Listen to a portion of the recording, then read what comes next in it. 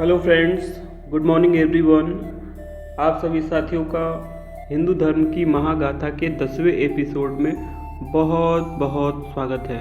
Friends, Rigveda में गणित के 360, 12, 60, 180 जैसे अनेक षष्टिक पद्धति के अंक मिलते हैं, जिनकी उत्पत्ति का श्रेय ईसा पूर्व 3री शताब्दी में सुमेरों को जाता है। इस संख्या प्रणाली का प्रयोग समय, कोण तथा भौगोलिक नियामकों का हिसाब लगाने के लिए आज भी किया जाता है। यजुर्वेद संहिता में षष्ठ, 10, सहस्त्र जैसी अनेक संख्याएं भी दी गई हैं। शतपथ ब्राह्मणों में विद्वानों ने 27 नक्षत्रों का उल्लेख करते हुए कहा कि इन 27 में से प्रत्येक नक्षत्र में 139 डिग्री होती है। 13% को 27 से गुणा करने पर परिणाम 360 डिग्री आता है। इसका आशय है कि आकाश 27 भागों में बटा हुआ है। प्रत्येक नक्षत्र का नाम उस नक्षत्र के सबसे चमकदार तारों के नाम पर रखा गया है, जैसे रोहिणी, चित्रा, पुष्य, फाल्गुनी आदि। वेदों में आकाश के विभाजन का एक और तरीका दिया गया है, जिसमें 30 डिग्री के 12 खंड होते हैं, जिन्हें हम राशि कहते हैं।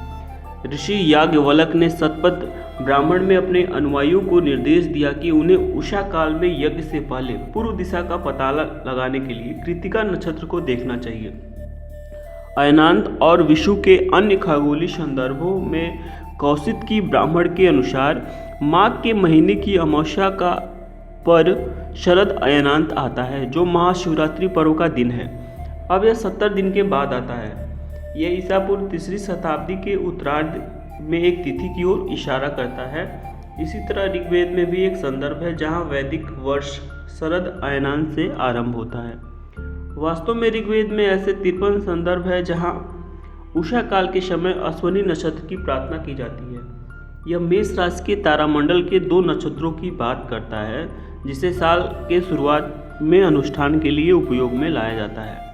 ऋग्वेद के ये विशिष्ट संदर्भ इस बात की ओर संकेत करते हैं कि शारदीय अयनांत के बाद अश्विनी नक्षत्र के उदय के समय वर्ष की शुरुआत होती है। ये तथ्य दिखाते हैं कि नक्षत्रों की स्थिति और खगोलीय विज्ञान के विषय में उस समय जानकारी कितनी उन्नत थी।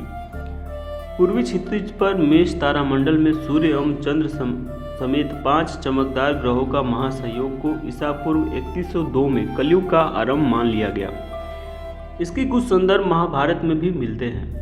आर्यभट्ट ने अपने महत्वपूर्ण ग्रंथ सूर्य सिद्धांत में इसका उल्लेख किया है। वैदिक कालीन लोगों के पास यह समझ सूचना 4000 से 5000 साल पहले भी थी। सिंधु घाटी के लोगों को लिपि के बारे में बात करें तो उसके अवशेष पत्थरों की मोहरों, कुंभकारी, तांबे की मेज, कुछ साइन बोर्ड पर भी मिले हैं। हमें नहीं पता उन पर क्या लिखा है, क्योंकि उस लिपि को आज तक पढ़ा नहीं जा सका।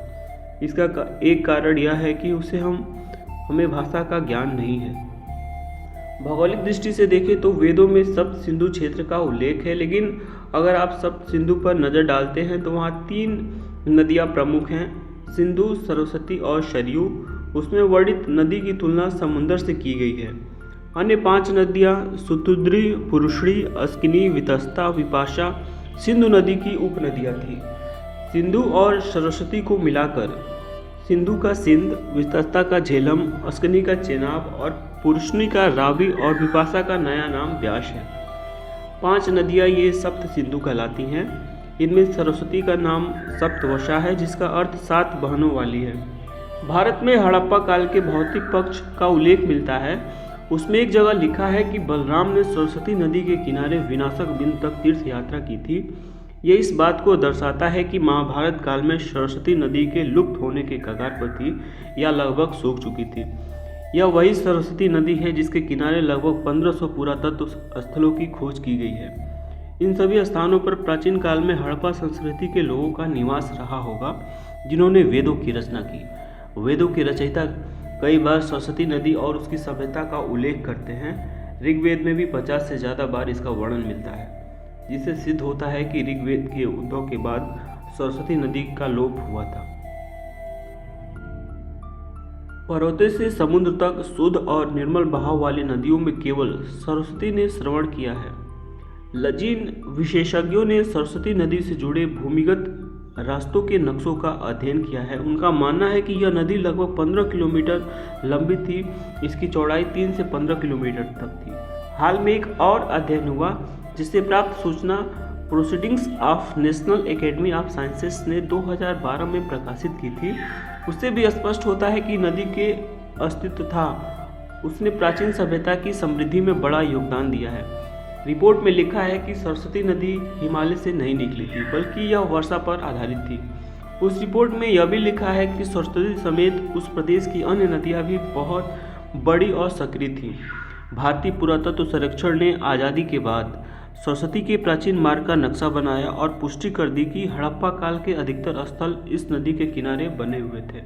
फ्रेंड्स, सिंधु घाटी के लोगों की लिपि के बारे में बात करें तो उसके अवशेष पत्थरों की मुहरों, कुंभकारी, तांबे की मेज और कुछ साइन बोर्ड पर भी मिले हैं। हमें नहीं पता उन पर क्या लिखा है, क्योंकि उस लिपि को आज तक पढ़ा नहीं जा सका।